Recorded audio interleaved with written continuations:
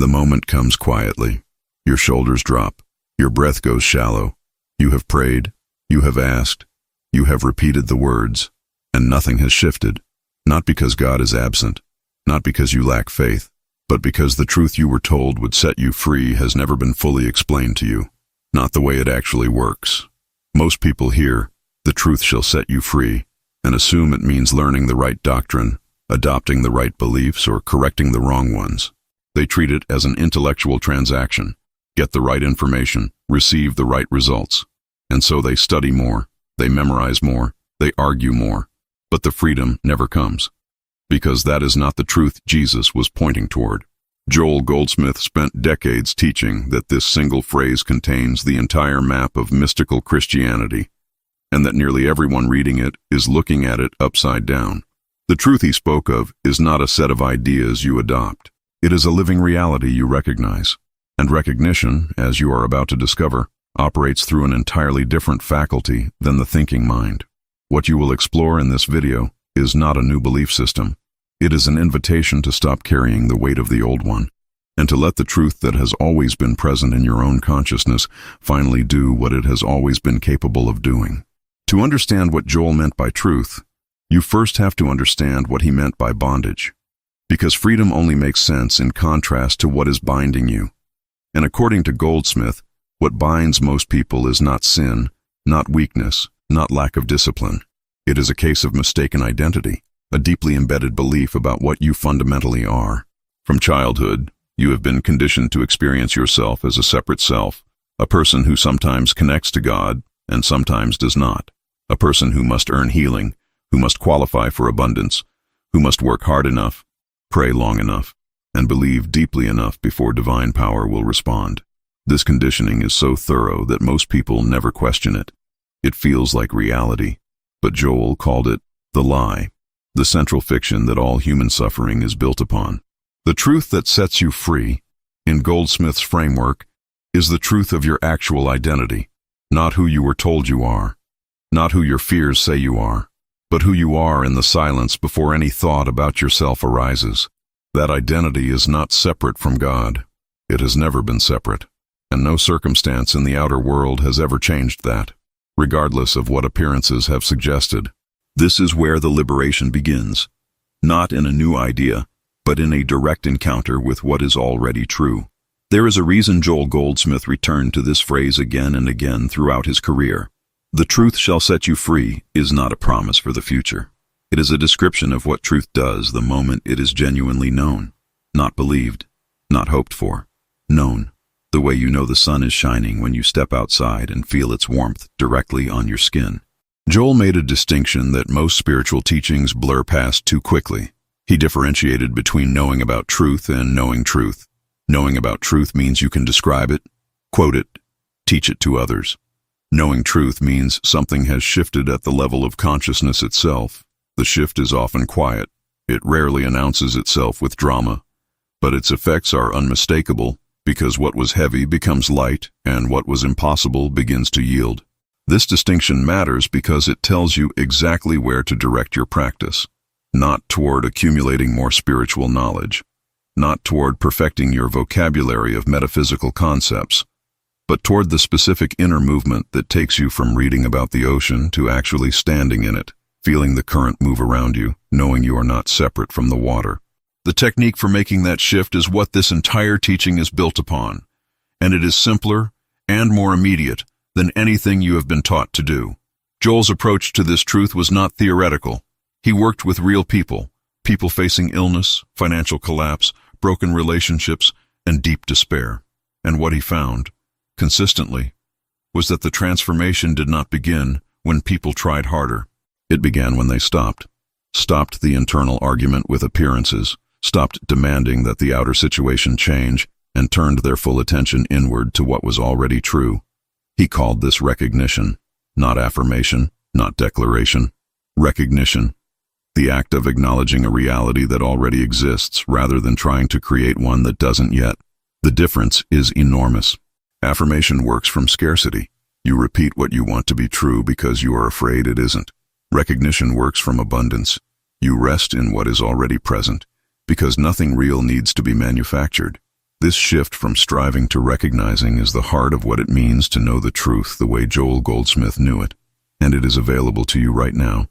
Not after years of study, not after reaching a certain level of spiritual attainment. The truth that sets you free is not waiting for you to become worthy of it. It is waiting for you to stop arguing against it. Horace had been carrying the same burden for 3 years. A chronic condition that doctors had managed but not resolved. A financial situation that refused to stabilize, and a sense, quiet but persistent, that his prayers were landing nowhere. He was not a casual spiritual seeker. He had read widely, attended services faithfully, and genuinely wanted to live from a place of inner peace. But something was missing, and he could not name what it was. When he first encountered Goldsmith's writings, what stopped him was not a dramatic passage. It was a single sentence that read, "You do not need God to do something for you. You need to realize that God is already the only activity present." Horace read it 3 times. Then he sat with it in silence for 20 minutes, not analyzing it, not taking notes, just letting it land in a part of him that was deeper than his thinking. Something shifted that afternoon, not in his body, not in his bank account, but in the atmosphere of his inner life. The grinding urgency that had defined his prayer life for years loosened slightly. He described it later as the difference between knocking frantically on a door and realizing the door had never been locked. The healing and stabilization he had been seeking did not arrive instantly, but they did arrive, gradually, over months, as that recognition deepened into a consistent inner practice.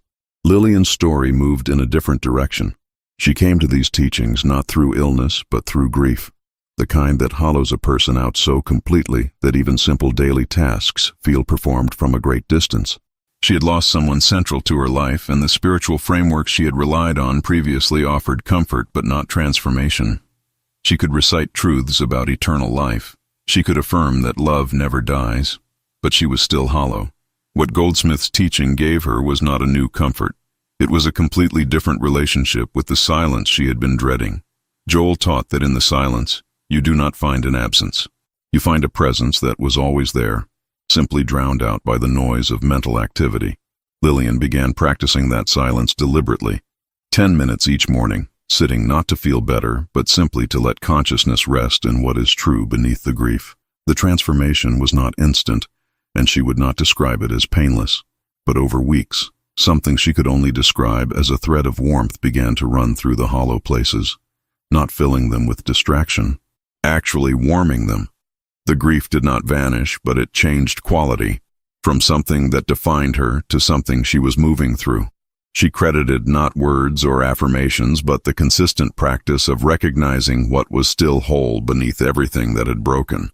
Preston encountered these teachings during what he would later call his most intellectually arrogant period. He had a graduate degree in theology, a sharp analytic mind, and a deep skepticism toward anything that sounded like mysticism.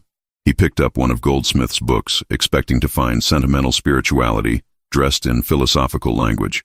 Instead, he found a rigorous thinker who had clearly wrestled with the same intellectual obstacles Preston himself carried. What disarmed him was Joel's insistence that mystical experience is not irrational. It is transrational. It does not contradict the intellect. It operates in a dimension the intellect cannot enter by its own effort. The intellect can carry you to the door.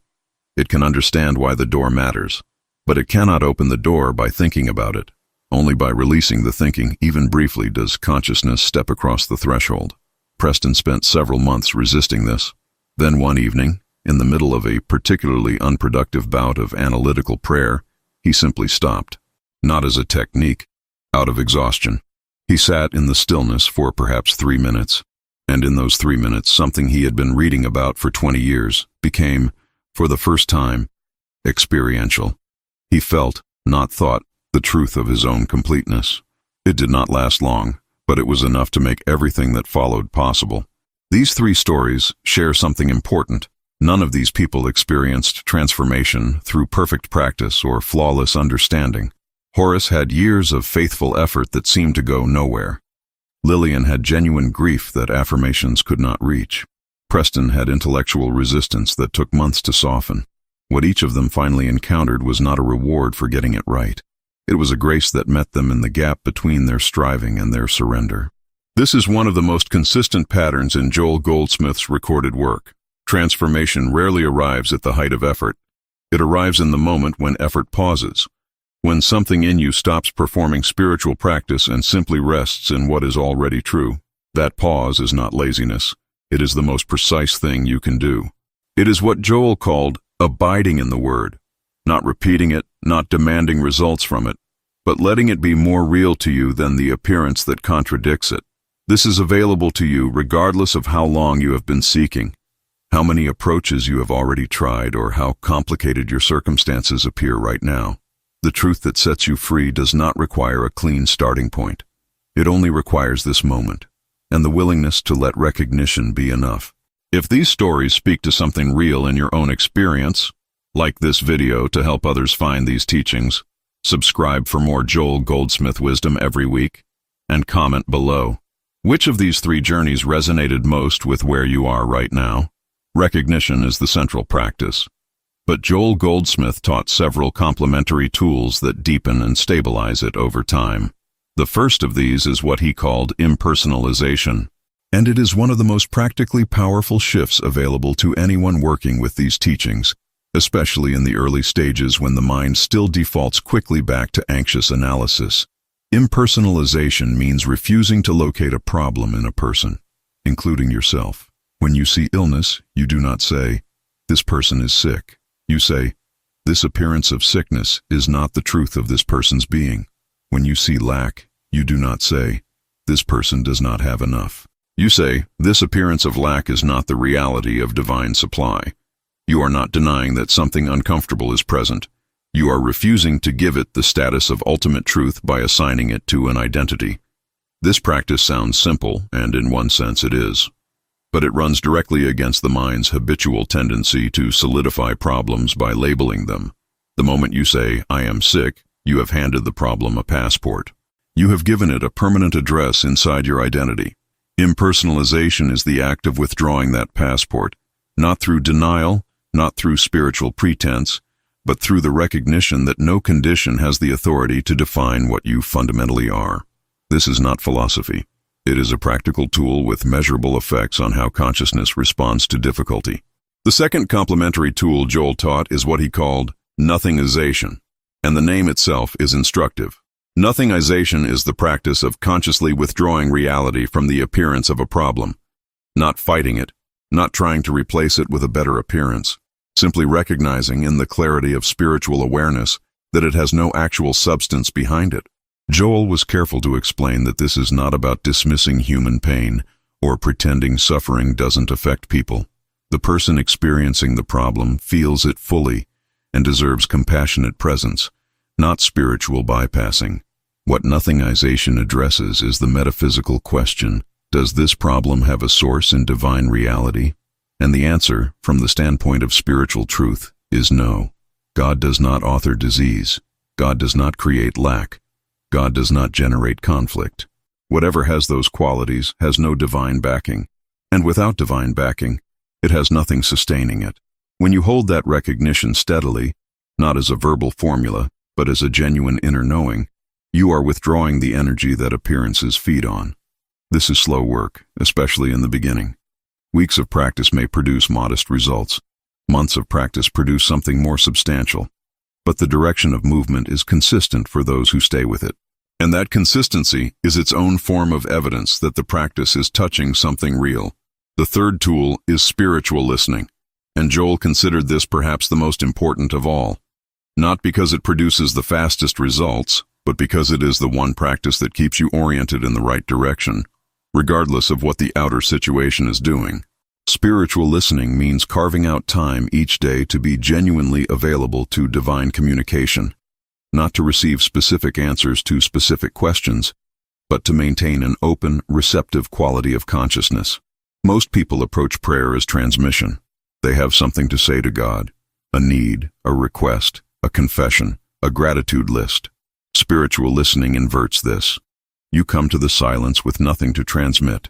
You simply make yourself available to whatever is seeking to express through you in that moment. This is not passive or aimless. It requires a quality of alert, attentive stillness that is actually more demanding than most forms of active prayer.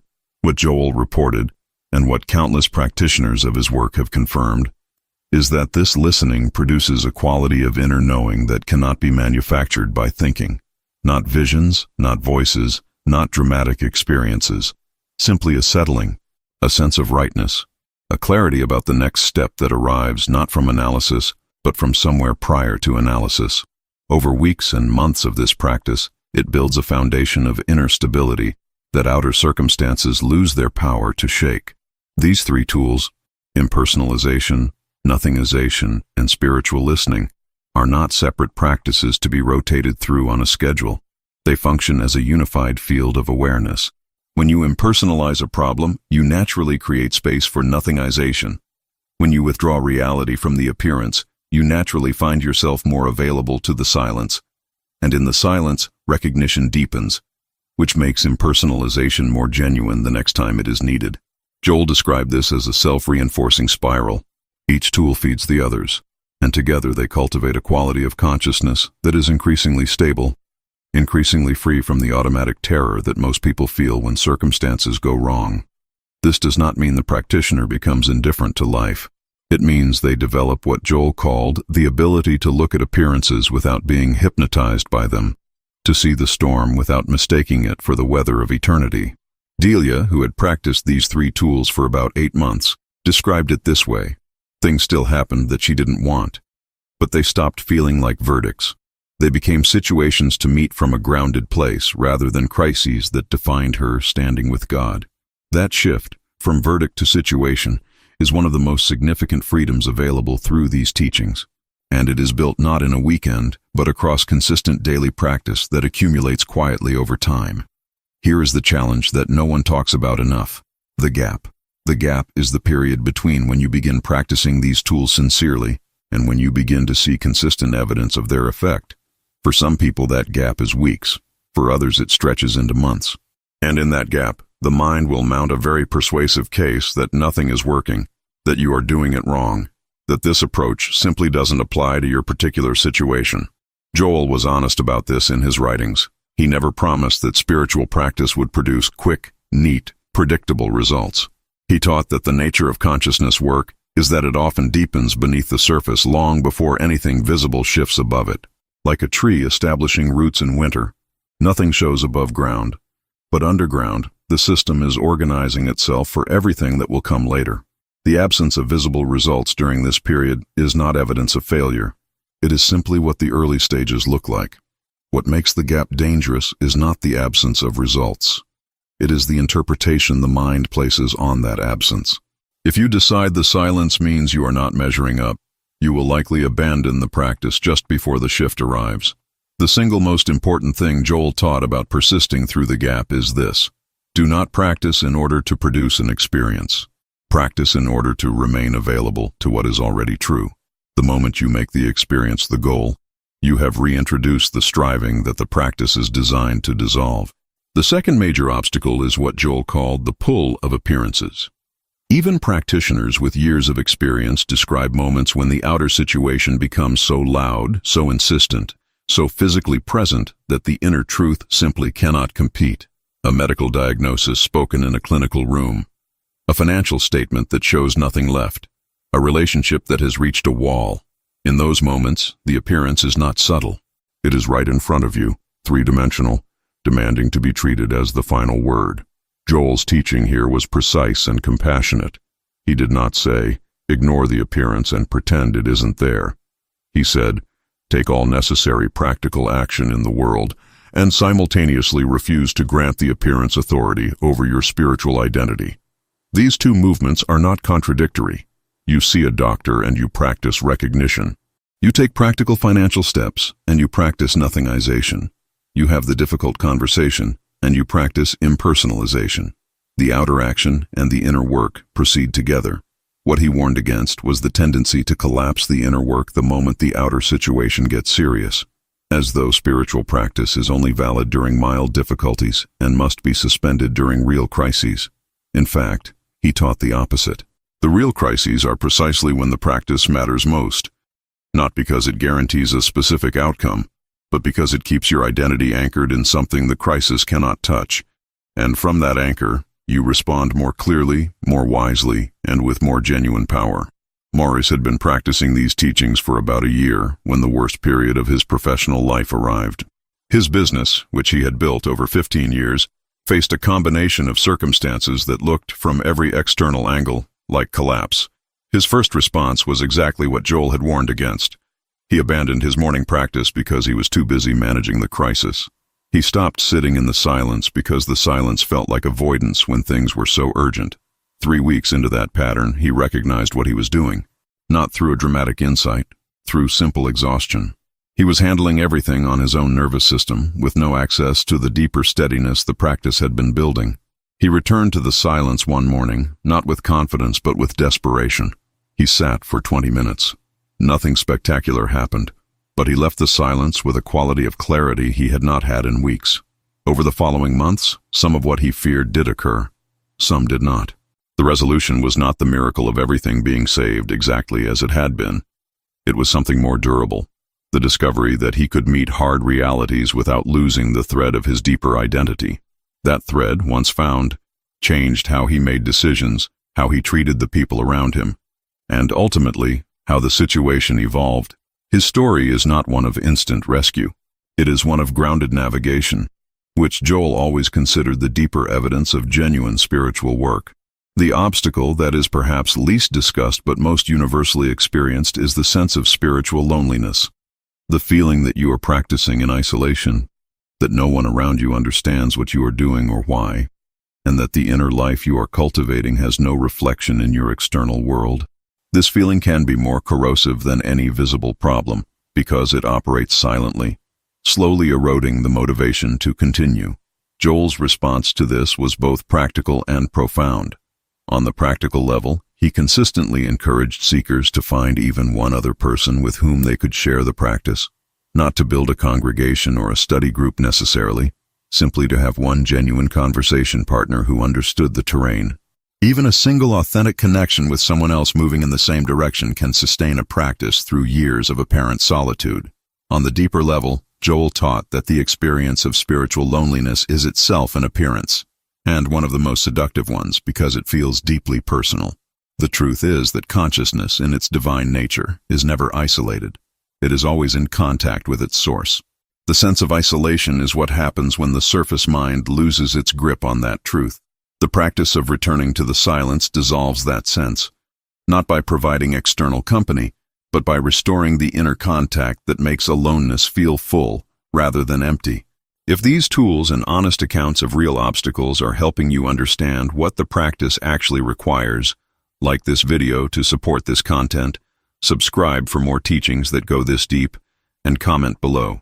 Which obstacle are you most ready to meet differently now? Advanced integration of these teachings in daily life begins with one foundational shift in relationship to time. Most practitioners, in the early stages, treat spiritual practice as something they do at a specific hour, a morning session, an evening sitting, a dedicated period of inner work. This is a necessary and healthy starting point. But Joel consistently pointed toward something beyond it, a quality of continuous awareness that does not turn on and off with the schedule. This does not mean constant formal meditation.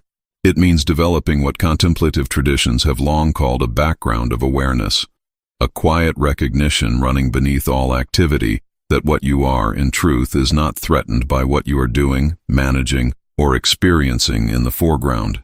This background awareness is not achieved by effort. It grows naturally as the formal practice deepens. At some point, the silence you cultivated in your morning sitting begins to accompany you into the meeting, the difficult conversation, the moment of waiting for news. Gideon, who had been working with these teachings for nearly 3 years, described the shift as noticing that he was no longer leaving his practice behind when he left his chair. The practice had become less a thing he did and more a way he moved through experience.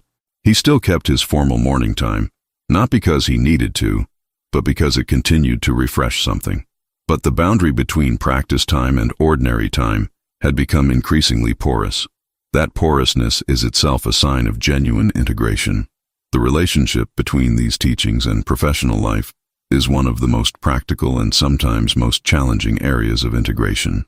People who encounter Goldsmith's work often wonder, Can I actually bring this into a workplace that operates entirely on different assumptions? Into a career driven by competitive pressure, external metrics, and the relentless demand for visible results? Joel's answer was an unqualified yes, with one important clarification. You are not bringing the teachings into your professional life to transform everyone around you or to create a spiritual atmosphere in spaces that aren't asking for one. You are bringing them in as your own interior resource. The impersonalization you practice means you stop loading colleagues and clients with the heavy interpretations that make interactions feel adversarial. The recognition practice means you approach problems from a steadier place, less reactive, less personally invested in appearing in control. Naomi worked in a high-pressure medical environment and spent 2 years quietly integrating these practices into her daily clinical work. She did not speak about them with colleagues. She simply noticed that her responses to crisis had changed. She was less swept by the urgency that routinely swept others, more able to hold a grounded presence in difficult moments. She did not attribute this to personal strength. She attributed it to the practice of recognizing, in the brief seconds before responding, that the truth of every person in her care was not defined by what their body was currently showing. One of the most advanced questions Joel addressed in his later work concerns what to do when the practice doesn't seem to prevent the difficult outcome. When someone practices with genuine sincerity, maintains recognition, applies impersonalization and nothingization, and the unwanted result still occurs. The illness progresses, the relationship ends, the loss arrives. What does the teaching say then?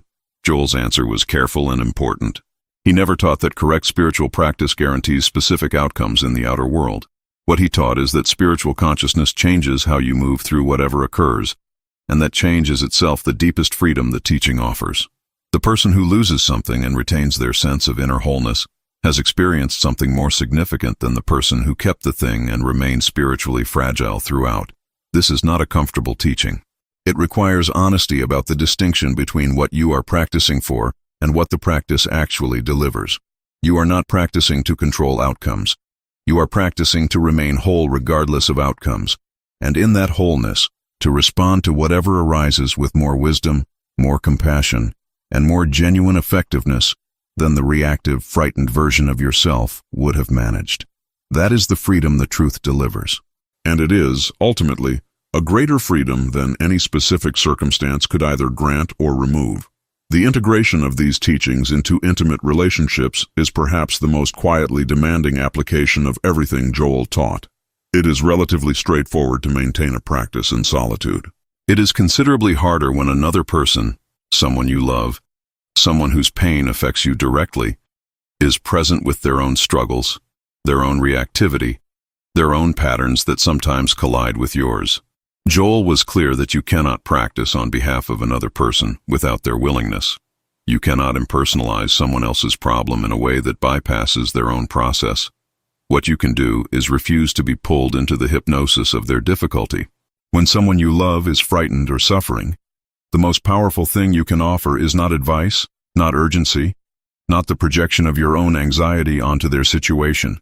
It is a steady, grounded presence, one that communicates, without words, that the truth of who they are is not defined by what they are currently experiencing. Bettina described this as the hardest thing she had ever practiced. Her adult son was going through a period of serious difficulty, and every maternal instinct pushed her toward anxious intervention. Learning to hold a steady inner recognition of his spiritual wholeness, while still being practically available and emotionally present, took her more than a year to develop with any consistency. But she reported that this practice changed the texture of their relationship fundamentally. He could feel the difference, even if he could not name it. And that felt difference was, she said, more helpful to him than anything she could have said or done from the anxious place. There is a particular quality of freedom that becomes available after sustained practice with these teachings, one that Joel described as living from the within rather than from the without. Most people, including sincere spiritual practitioners in the early stages, experience life primarily as a series of conditions that arrive from the outside and to which the inner self responds. Good conditions produce good inner states. Bad conditions produce bad ones. The inner life is, in this model, essentially reactive. What Joel pointed toward is a different axis entirely. When consciousness is sufficiently grounded in the recognition of its own divine nature, the relationship reverses. The inner life is no longer primarily reactive to outer conditions.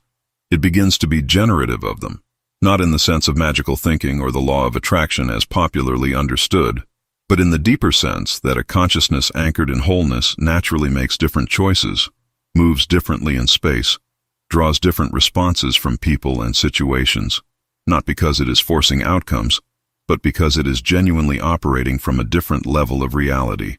This shift does not arrive all at once. It arrives in moments that gradually extend. A conversation where you notice you held your ground without aggression. A decision made from clarity rather than fear. A morning where the awareness of inner wholeness is the first thing you encounter before the day's circumstances arrive to compete with it. Each of these moments is evidence, quiet, personal, non-dramatic evidence, that the truth is beginning to do exactly what Joel said it would do when genuinely known.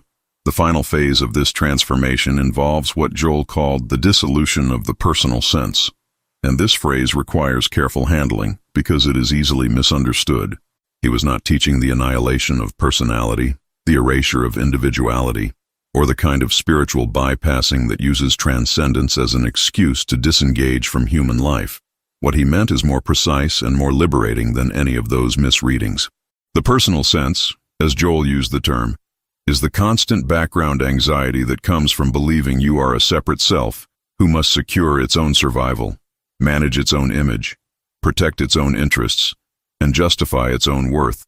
This sense of separateness is exhausting. It runs beneath every interaction, every decision, every moment of prayer that turns into negotiation with God rather than recognition of God. It is the source of the deepest human fatigue, not physical fatigue, but the weariness of the soul that has been carrying the full weight of its own existence alone. When the truth that Joel pointed toward becomes genuinely known, not believed, not affirmed, but recognized in direct inner experience, that burden lifts, not permanently in the early stages, but increasingly, in longer and longer intervals of relief, until what was once the exception becomes the norm. You still function as a person. You still have a name, a body, a history, a set of relationships and responsibilities, but you are no longer confined to that person as your ultimate identity, and that is the freedom that the truth has always been ready to deliver. What does this freedom actually feel like in ordinary life? Not in the moments of deep meditation or concentrated practice, but on an ordinary Tuesday morning when 3 things need to be done, 1 thing has gone wrong, and someone you love is disappointed in you. This is the question Joel most wanted his students to be able to answer from experience rather than theory. The freedom is not the absence of challenge. It is the absence of the particular terror that used to accompany challenge. The terror that this difficulty is the one that will finally prove you are not enough, or that God is not present, or that everything you have been building inwardly will crumble under sufficient external pressure. That terror was never based on reality. It was based on the mistaken identity Joel spent his entire career helping people see through. What replaces it is not constant bliss or freedom from difficulty. What replaces it is a kind of quiet confidence that does not depend on circumstances for its fuel. A confidence that knows, not hopes, not believes, but knows, that what you are in truth is not diminished by what is happening in the world. That knowing is the truth Jesus pointed toward. That knowing is what sets you free. Not free from life, but free within it. Free to be fully present, fully engaged, fully alive, without the crushing weight of a false identity that was never yours to carry in the first place. You began this video, perhaps, with a phrase you had heard many times. The truth shall set you free. You may have found comfort in it, or you may have wondered quietly why it had never quite delivered the freedom it promised. Now you have a different relationship with that phrase, not because you have acquired a new belief system, but because you have been given a map. The map shows you what the truth is, not a set of doctrines, but the living recognition of your divine identity. It shows you where the freedom operates, not in outer circumstances, but in the quality of consciousness you bring to them. And it shows you the tools that build and deepen that consciousness over time. Recognition, impersonalization, nothingization, and the practice of spiritual listening that keeps you available to what is already present and already whole. This is not a path that ends. Joel Goldsmith himself described his own practice as a continuing discovery. Deeper recognitions arriving the further in he traveled, new dimensions of freedom opening precisely because earlier ones had become stabilized. The journey you are on is not a problem to be solved. It is a life to be lived from the inside out. And every moment you choose the silence over the noise, recognition over anxiety, truth over appearance, you are living it. That choice, made again and again across ordinary days, is how the truth that has always been present finally does what it has always been capable of doing. It sets you completely, permanently, and beautifully free. If your understanding of what it means to know the truth has genuinely shifted through this teaching, like this video, subscribe for more Joel Goldsmith teachings that go this deep, and comment, "I am free" below to mark this moment as the beginning of a new relationship with the truth that has always been yours.